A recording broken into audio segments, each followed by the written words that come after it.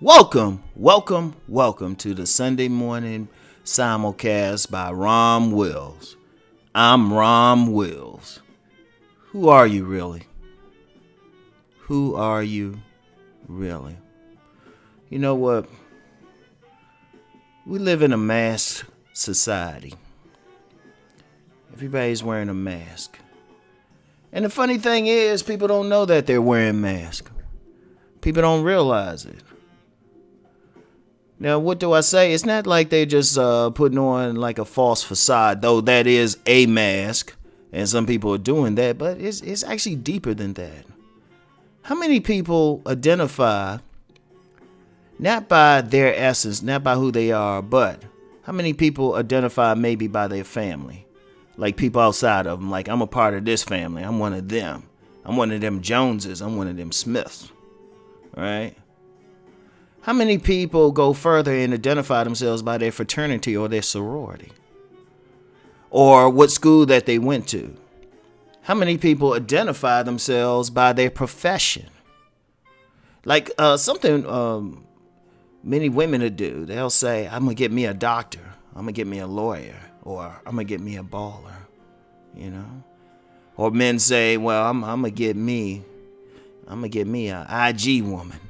Instagram woman or something like that. Or, depending on the community, I'm going to get me a blonde. Notice what I'm saying. Or I'm going to get me a red bone if you're in the black community. It depends, right? I mean, we not only wear these masks, but we put them on everyone else. How many men out there identify themselves by their status, by their position, by their car? That car becomes a part of you. Now, style is important, but how many people identify more as that dude who drives that Lexus or what's the hot car now? Mercedes, that's a classic one. Or even a sports car, or even a Porsche Spider hybrid. Yeah, y'all see what I want. How many do that? But we get all of this stuff around us. And we create this image. We create this exoskeleton around us. But who are you really? Who are you really? Are we that car? Are we that home? Are we that profession? And when I say who are we, I'm talking about the essence. Who are you when you stand butt naked in a room, in an empty room? Who are you? Are you that type of person who you can have a minimal amount of clothes, like plain clothing on, and walk up to someone and be able to impress them just by your pure essence? And not even your looks. Let's make it fun.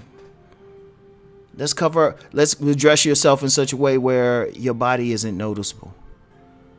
Or your face is covered, so they can't tell from your looks, they can't tell from your body. Who are you? Who are you? What do you lean on? Can you impress someone if they can't see you? Before social media, maybe people would meet each other over the phone. Could you just talk with someone and impress them? And could you show them who you really are without saying, well, I went to this college or I have this degree or something like that? One of the things I tell in my coaching of men, you have to get past those props. You have to get past it. I tell that to women as well, because many women do it as well. But who are you really? I want people to think about that. Who are you? What can you say about yourself that's not dependent on that degree that you have or what neighborhood you live in? Can they say anything about your character, your purpose? That's very important. What's your essence? What's your essence that doesn't require or that somebody look up your credit rating? I mean, you have people say, well, I have an 800 credit rating. Okay. Does that speak to your character, to your essence? What happens if something happens and that credit rating gets shot? Then what? Some people have an emergency. They might have a medical emergency. They may have a situation where they have to spend a lot of money and then they don't have the ability to pay it back.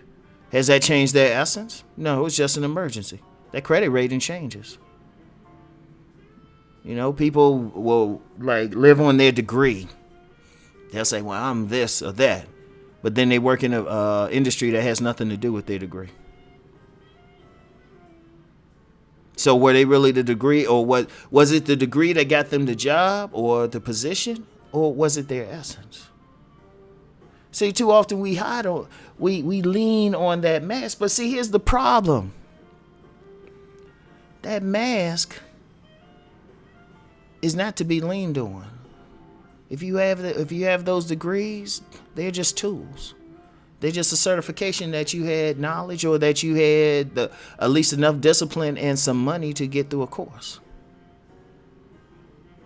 But that's not who you are. Your essence is who you are when you stand in front of the mirror and you look back at that person. There's nothing there but you. That is your essence. Who are you really? And I'm seeing that, like I said, this is men and women do this. This goes across races. This goes across socioeconomic backgrounds, everything. You know? Are you that person who, when you strip away everything, when you strip away all that outer stuff, someone can say great things about you? Can they say that you're kind? Can they say that you're smart? Can you say that you're funny? That's who you are, the essence. The essence of who you are without the mask. But it's tough in this society. It's tough. Because people get so caught up in those things. I'm going to tell a story. I've told this story before. And it was a story told to me when I was in college. And I remember when the professor told us the story. He told us the story and then he dismissed the class. He told a story about a man whose face was burned terribly in a fire. And in order to cover up the burn marks, he had a mask made for him. It was a mask of a handsome man. When that man, he went out and he saw that his life changed. Money opportunities came his way. Women came his way. He was able to live great. But see, as that mask brought riches and sensual delights, it also brought pain. He found out there's a dark side to everything. And he couldn't handle it because the mask ultimately still wasn't him. So he went back to the person who made him the mask and he said, you must take this mask off. I can't deal with it anymore. So the person took the mask off and then stood back and gasped. The man's face had become the mask. He had invested so much in the mask that he lost who he really was. Look, when we're out here, remember, look, hey, a degree is important. A degree is important. Having a nice car is important. Have a nice place. You know, you join some fraternal order or something like that, that's good. Those things are good, but keep it in perspective. Is that who you are? The problem comes when you identify with the mask more than your true essence. That other stuff, that's just gravy. You know? That other stuff is just there to help you get through life. You have to remember that. You have to keep that in mind. You have to keep a perspective. No matter what. You can't get caught up in that car. You can't get caught up in that position. You can't get caught up in that status. Because that goes up and down. But at the end of the day, it's just you standing in front of that mirror, naked. So the question is, who are you really? Once you hear this, once you turn this off, once you do the things you do, take some time out for that one and think, who are you really? I want to thank you for listening. Thanks for everything. Let's keep rising and transforming. Peace and blessings.